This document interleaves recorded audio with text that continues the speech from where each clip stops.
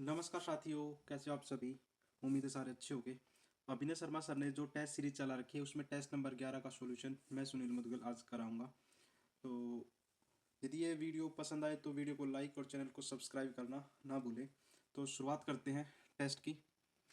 पहला सवाल है इस टेस्ट में, एक घन है और घन के किनारे को 30% वर्दी हो जाती है। तो मैं कह देता हूँ घन का पृष्ठीय क्षेत्रफल बताना, तो एरिया क्या होगा, ए स्क्वेयर मतलब साइड का स्क्वेयर। तो 100 से कितना हो जाएगा, मैं कहूँगा जी 130 हो जाएगा। फिर 100 से कितना हो जाएगा, 130 हो जाएगा। बात करें तो 2 जीरो से, ये 2 जीरो कटेंगी, तो जो एरिया है वो 100 से 169 हो जाएगा। तो कितने परसेंट बढ़ गया, 100 पे 69 बढ़ गया, तो 69% ही इंक्रीज हो जाएगा। ऑप्शन नंबर डी इस सवाल का करेक्ट आंसर होगा। Question number 2। क्वेश्चन नंबर 2 में क्या कहा इसने, इसने कहा है ट्रेन ए से बी, ट्रेन ए और बी एक ही समय पर शुरू करती हैं। मतलब कि एक पी है और एक क्यू स्टेशन है। यहाँ से ए चलेगी और यहाँ से बी चलेगी एक दूसरे की तरफ। और ट्रेन ए स्टेशन से, ट्रेन ए स्टेशन पी से क्यू की ओर 50 किलोमीटर प्रति घंटा, ये 50 किलोमीटर प्रति घंटा और ये 70 किलोमीटर प्रति घंटा। तो 1 घंटा 20 मिनट के बाद एक दूसरे को पार करती हैं। तो स्टेशन पी और क्यू के बीच की दूरी बतानी है। अब देखो, अब एक दूसरे की तरफ चलेंगी, मतलब कि 60 मिनट में दोनों मिलाकर 120 किलोमीटर तय कर लेंगे। 120 कैसे हुआ, 50 किलोमीटर तो ये और 70 ये कहीं बीच में मिलेंगी। अब इसने कहा 1 घंटा 20 मिनट में, मतलब 60 मिनट में 120 मिनट, 120 किलोमीटर, तो 20 मिनट में दोनों को यदि 3 3 से डिवाइड करूँ तो ये आ जाएगा 40 किलोमीटर। मतलब कि 80 मिनट में 160 किलोमीटर, 160 किलोमीटर का डिस्टेंस कवर कर लेगी। 80 मिनट मतलब 1 घंटा 20 मिनट। तो option number D correct answer हो जाएगा। Question number 3। इसने कहा कि पहली संख्या तीसरी संख्या से 20% कम है, दूसरी और तीसरी का अनुपात 7:3 का है।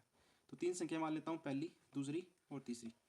दूसरी और तीसरी का अनुपात 7:10 का है, तो मैं इसको कह सकता हूँ जब ये 100 होगा तो ये 70 हो जाएगा। और पहली संख्या तीसरी से 20 कम है, तो ये मतलब ये 80 हो जाएगी। अब इसने कहा कि पहली और तीसरी संख्या का औसत, मतलब 80 प्लस 100 का औसत कितना हो जाएगा, 80 प्लस 100 का औसत ये हो जाएगा 90। दूसरी संख्या से कितना अधिक है जी, दूसरी से कितना अधिक है, 20 अधिक है, 20 अधिक है जी 70 के ऊपर, और परसेंटेज में निकालना तो multiply 100।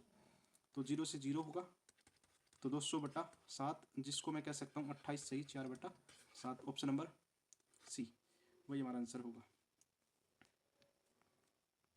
Question number 4। Question number 4 में कहा है कि गीता ने अपने खाते में 3 वर्षों में 5% की दर से 27,783 थे। मतलब कि अमाउंट है, ये अमाउंट है हमारा। और सीआई का क्वेश्चन है तो प्रिंसिपल बताना है। तो मैं कह सकता हूँ जी 5% रेट है, तो इसको लिख सकता हूँ 5/100, जो कि रेशियो हो जाएगा 1/20। मतलब कि पहले साल में 20 से 21, फिर 20 से 21, फिर 20 से 21। अब डायरेक्ट 20 का क्यूब और 21 का क्यूब भी लिख सकते हो। यहाँ से हो जाएगा जी 8,000, और यहाँ कितना होगा, 21 का क्यूब याद होना चाहिए, 9261। 9261 की वैल्यू सवाल में दे रखी है 27,783, मतलब कि अपने आप का 3 गुना है। तो 8,000 का 3 गुना कितना होगा, 24,000। वही हमारा ऑप्शन नंबर डी आंसर होगा। उम्मीद है ये भी आप समझ गए होंगे। Question number 5। इसमें कहा कि एक चालक दल 3 घंटे में 60 किलोमीटर प्रति घंटे की गति से गाड़ी चलाता है। तो 3 घंटे में 60 किलोमीटर चलेगा। फिर इसने कहा कि 1 घंटा तक रुका और कहीं नहीं गया, ठीक है। फिर आगे क्या किया इसने, 4 घंटे चलाया 60 के हिसाब से, और एवरेज स्पीड निकालनी है। तो टोटल टाइम कितना चला जी, 3 घंटे पहले चला था, 1 घंटा रुका रहा और 4 घंटे बाद में चला था।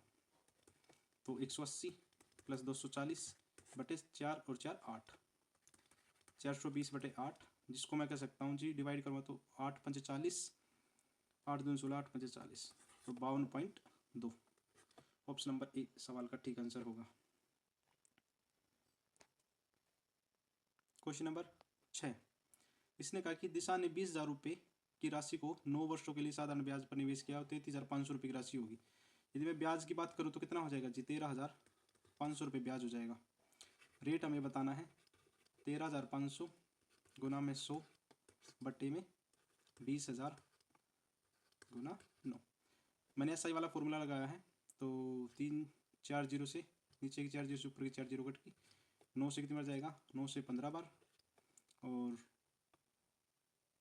2 और 2 4 जीरो कट गई, तो 15/2 आ जाएगा, जो कि कितना हो जाएगा 7.5%। Option number C. ठीक है। क्वेश्चन नंबर 13, पहले मैं ऊपर वाला हिस्सा सोल्व कर लेता हूँ। ऊपर हो जाएगा 13 प्लस 13 गुना 13 169 प्लस 13, ऊपर कितना आ जाएगा 195 आ जाएगा। नीचे कितना होगा 13/13 गुना में 13 प्लस 13, 13 से 13 कट जाएगा तो नीचे आ जाएगा जी 26। जब 13 से काटेंगे तो 13 15 95 195 होते हैं, तो 13 दूनी 26, ऊपर आ जाएगा 15, तो रिजल्ट मिलेगा 15/2, जो कि ऑप्शन नंबर बी में है। ठीक है, ये भी आप समझ गए होंगे। क्वेश्चन नंबर 8, इसने कहा कि 37 छात्रों में 22 लड़कियां हैं, मतलब कि बॉयज़ और गर्ल्स। 37 में 22 लड़कियां हैं तो 15 लड़के रहे होंगे। ठीक है जी। लड़कियों का औसत वजन 46 है, यदि मैं एवरेज 46 से मल्टीप्लाई कर दूँ तो कितना हो जाएगा, तो ये हो जाएगा 1012। पूरी क्लास का औसत वजन 50 किलोग्राम है, मतलब 37 बच्चों का औसत वजन 50 किलोग्राम के हिसाब से 0 5 7 35 3 5 15 और 3 18। यदि इसमें से मैं लड़कियों का टोटल नंबर घटा दूँ तो मुझे मिलेंगे 838। अब इसने कहा कि लड़कों का औसत वजन, जी लड़के 838 टोटल वजन है और 15 लड़के हैं, तो 15 पंजे 75, 8 88, 15 पंजे 75, 8 पॉइंट, तो 55.87 हो जाएगा ऑप्शन नंबर बी, जो कि ठीक आंसर होगा। ठीक है। देखो कुछ कोई आंसर इसमें गलत भी दिए हुए हैं, तो मैं ठीक वाले आंसर आपको बताऊंगा करके। ठीक है, तो हो जाती है शायद मिस्टेक होगी स्टाफ से, जैसे सर ने तो कोशिश करी होगी अच्छे से ठीक रीड करके किया हो। जैसे इसमें कहा कि एक नाव ए से बी तक धारा के अनुकूल जाती है और बी और ए और बी के बीच में मध्य बिंदु सी पर वापस आने में 20 घंटे का समय लगाती है। तो डिस्टेंस बटे डाउन स्ट्रीम क्या होगा X plus Y plus distance बटे, अब देखो मध्य बिंदु तो आती है, इसका आधा डिस्टेंस कवर किया है, अप स्ट्रीम तो X minus Y, total time ले लिया इसने टाइम।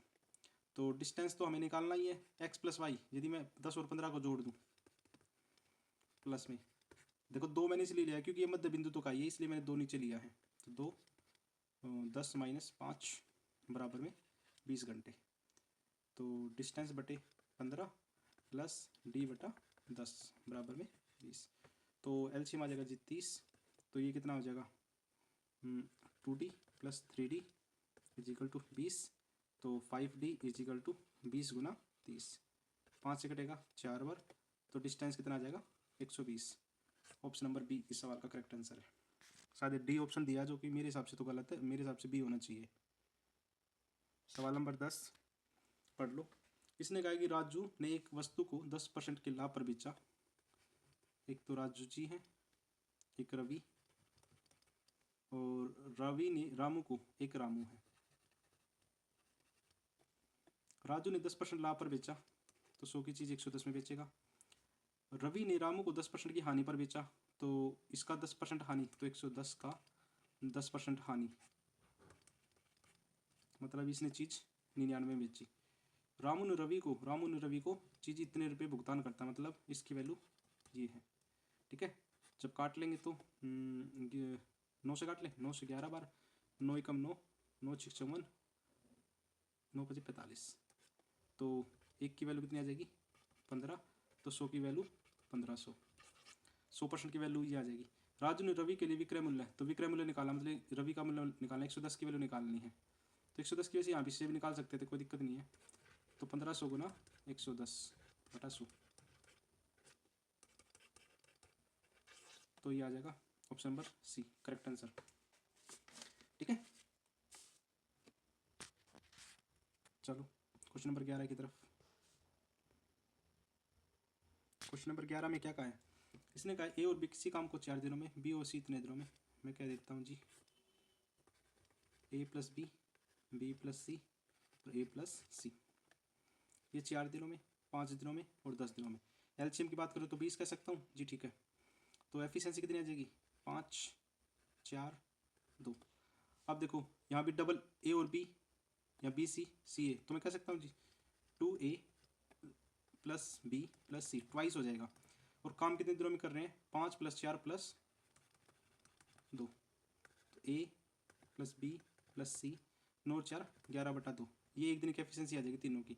और काम करवाना इनसे, ये एफिशिएंसी इतनी आएगी, तो टोटल काम करवाना ए प्लस बी प्लस सी से, तो 20/11 × 2, तो 40/11, तो इसको कह सकते हैं जी 3 सही 7/11, ऑप्शन नंबर सी। ठीक है, तो तीनों मिलाकर 40/11 दिनों में कर सकते हैं। क्वेश्चन नंबर 12 का मीन प्रोपोर्शन। मीन प्रोपोर्शन होता है जी √AB, तो इसमें √9.61 × 3.61, यहाँ से तो बाहर आ जाएगा जी 3.1 और यहाँ से आ जाएगा 1.9, तो 1 की 9 से करूँगा तो 9 एक ही ऑप्शन में, ऑप्शन बी में, और मल्टीप्लाई करूँगा तो 5.89, ऑप्शन नंबर बी। ठीक है, क्वेश्चन नंबर 13, इसने कहा कि दो संख्याएं ए और बी, ए का 6%, बी के 4% के योग, मतलब 6A कह सकता हूँ प्लस 4B इक्वल होगा 7A प्लस 11B का 2/5 हिस्सा। देखो सभी में परसेंटेज है, तो परसेंटेज लगाने की कोई जरूरत है, मैंने तो समझी नहीं, क्योंकि परसेंटेज से परसेंट कट जाएगा। अब इसकी क्रॉस मल्टीप्लाई करते हो तो 30A प्लस 20B इक्वल होगा 14A प्लस 22B। अब ए को एक साइड में कर ले, 16A = 2B, A/B = 2/16, और काटना चाहूँ तो ये हो जाएगा 1/8, ऑप्शन नंबर सी। ठीक है, उम्मीद आप समझ पाए होंगे जो मैं समझाना चाह रहा हूँ। क्वेश्चन नंबर 14,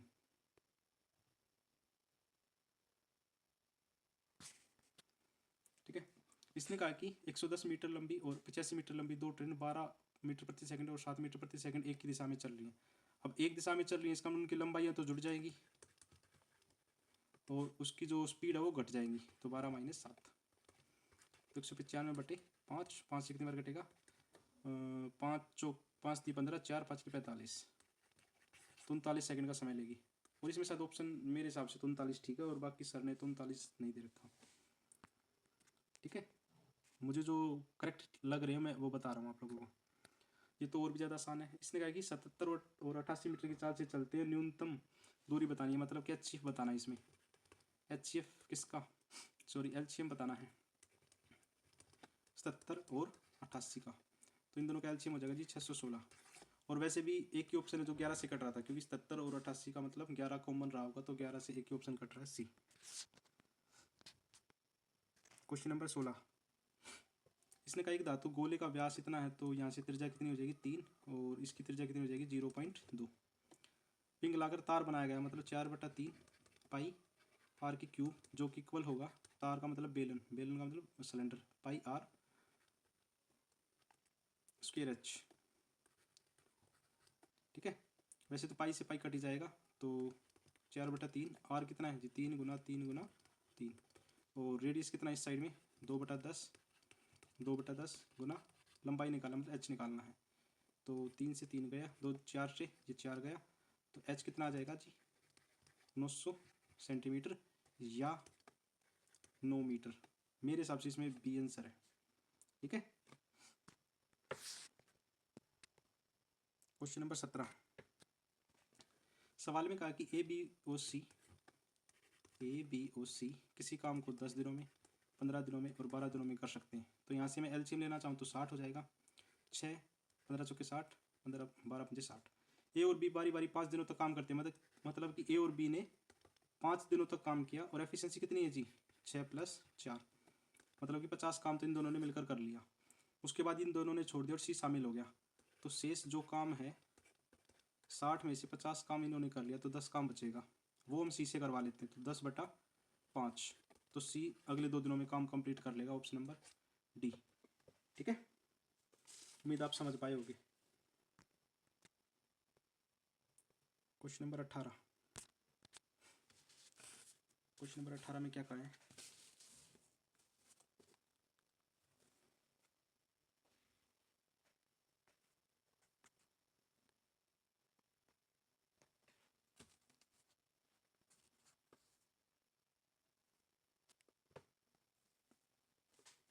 क्वेश्चन नंबर 18 में कहा कि दो बेलनों का आयतन का अनुपात, तो पाई मैं कह देता हूँ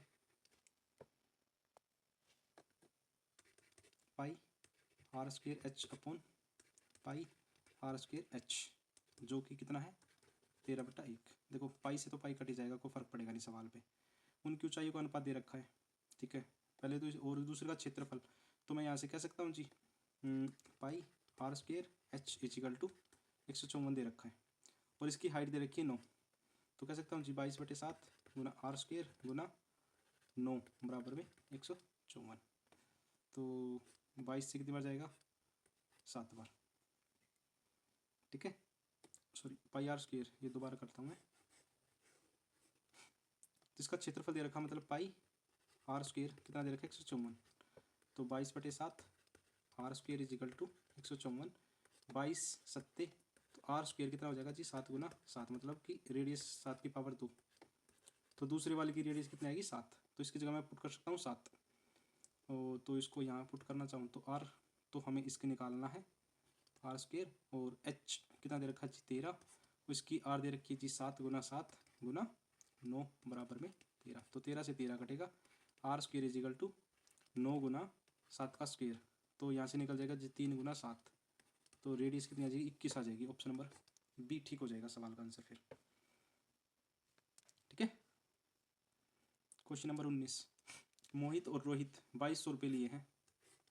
एक तो मोहित है एक रोहित है, और मोहित किसी काम को 10 दिनों में कर सकता है, ये 12 दिनों में कर सकता है। तो टोटल वर्क की मैं बात करूँ तो कितना हो जाएगा जी 60 हो जाएगा। तो एफिशिएंसी कितनी हो जाएगी 6 और 5। जो पैसा बटेगा वो एफिशिएंसी में बटेगा, मतलब कि 5 और 6 11 की वैल्यू 2200, 1 की वैल्यू 200, और इन दोनों का अंतर बताना, तो इन दोनों का अंतर जी 1 है और 1 की वैल्यू 200 है, वही हमारा आंसर होगा option number B. Question number 20,